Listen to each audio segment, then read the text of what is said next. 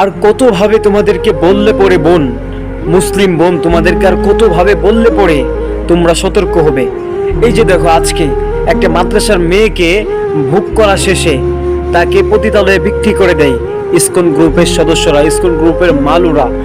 এরপরেও তোমরা সচেতন হবে না।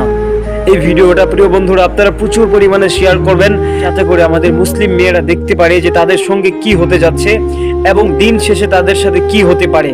তারা এই ভিডিওটা একটু দেখুক।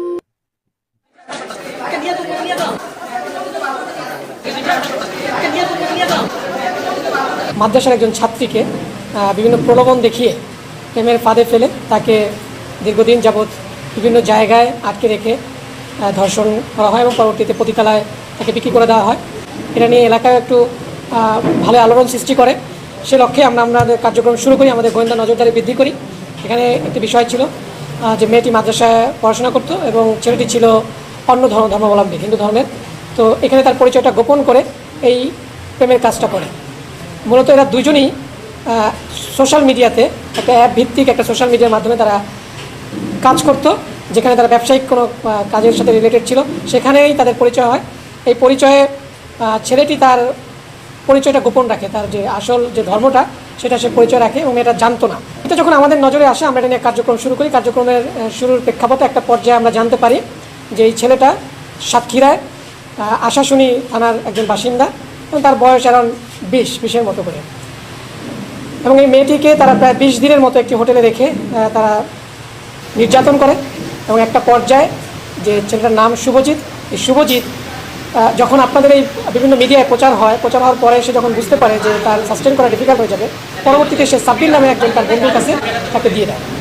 দেওয়ার পরে এই সাব্বির তাকে একটি খারাপ জায়গায়, পতিতালয়ের মতো একটা জায়গায় তাকে এক সর্দারনির কাছে তাকে হ্যান্ড ওভার করে। এই পর্যন্ত আমাদের তথ্য আছে, তথ্য পেয়েছি। সেখান থেকে অন্য একটি সংস্থা মেয়েটিকে উদ্ধার করে নিয়ে এসে তাকে হাসপাতালে ভর্তি করা হয় এবং পরবর্তীতে আমরা এই যে শুভজিৎ তাকে খোঁজার জন্য আমাদের কার্যক্রম শুরু করি।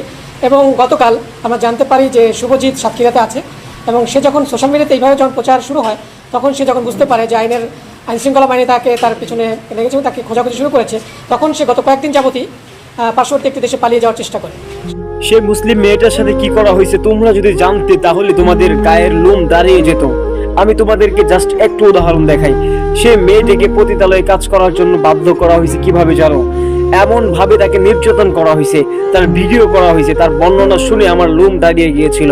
তার লজ্জাস্থানের ভিতর দিয়ে, যেমন আগের যুগের মানুষদেরকে ইসলাম গ্রহণ করার কারণে বল্লম ঢুকিয়ে দেওয়া হতো, ঠিক সেম টু সেম তার সঙ্গে এমনটাই করা হয়েছে। তার লজ্জাস্থান দিয়ে কাচের বোতল পর্যন্ত ঢুকিয়ে দেওয়া হয়েছে। এরপর তাকে বাধ্য করা হয়েছে ভিডিও করে যে তোকে পতিতালয়ে কাজ করা লাগবে। এভাবেই প্রত্যেক দিন মুসলিম মেয়েরা প্রতারিত হচ্ছে, আবেগের ঠেলায় গা ভাসিয়ে দিচ্ছে, দিন শেষে হচ্ছে প্রেগনেন্ট, হচ্ছে পতিতালয়ের বাসিন্দা। এভাবেই চলছে তাদের দিন।